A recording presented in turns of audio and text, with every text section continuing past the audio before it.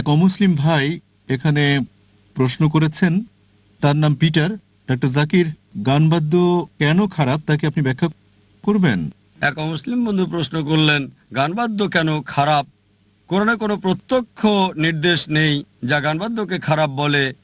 পরোক্ষভাবে নির্দেশ আছে, আর নবী মুহাম্মদ সাল্লাল্লাহু আলাইহি ওয়াসাল্লামের হাদিস আছে।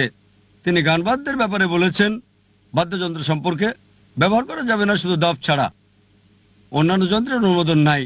কারণ হচ্ছে, অধিকাংশ সময় যখন বাদ্যযন্ত্র ব্যবহার করা হয় তখন তা সাধারণত কোনো ব্যক্তিকে খ্যাতির আশায় আচ্ছন্ন করে। অধিকাংশ সময় যদি ভালো করে দেখেন, কোরআন মূলত গান কবিতার বিরুদ্ধে। একটা সূরা আছে শুআরা, যা কবিদের ব্যাপারে বলছে।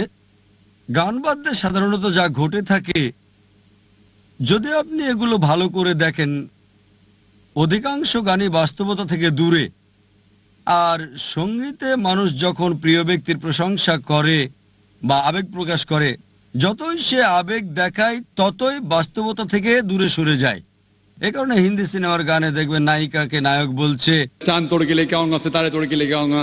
আমি তোমাকে চাঁদ এনে দেবো, আমি তোমাকে তারা এনে দেবো, যা সম্ভব নয়। একই অবস্থা ইংরেজি গানেও, পপ বা রক। অধিকাংশ গানেরই কোনো অর্থ নেই, অবশ্য কিছু গানের, সবগুলো না। এগুলো মানুষকে দূরে সরিয়ে নেয় আল্লাহ সুবহানাহু ওয়া তাআলার কাছ থেকে। দেখা যায় মানুষ বন্ধুদের সাথে যায়, কাপড় চোপড় খুলে ফেলে, ভিন্ন আবেগে আচ্ছন্ন হয়ে পড়ে। অধিকাংশ সময় গান বাদ্য আল্লাহ সুবহানাহু ওয়া তাআলার কাছ থেকে মানুষকে দূরে সরিয়ে নেয়। এ কারণে নবী সাল্লাল্লাহু আলাইহি সাল্লাম নিষেধ করেছেন এবং বলেছেন দফ ছাড়া অন্য বাদ্যযন্ত্র ব্যবহার করা যাবে না, কারণ এগুলো মানুষকে আল্লাহ সুবহানাহু ওয়া তাআলার নিকটে না এনে বরং দূরে সরিয়ে নেয়।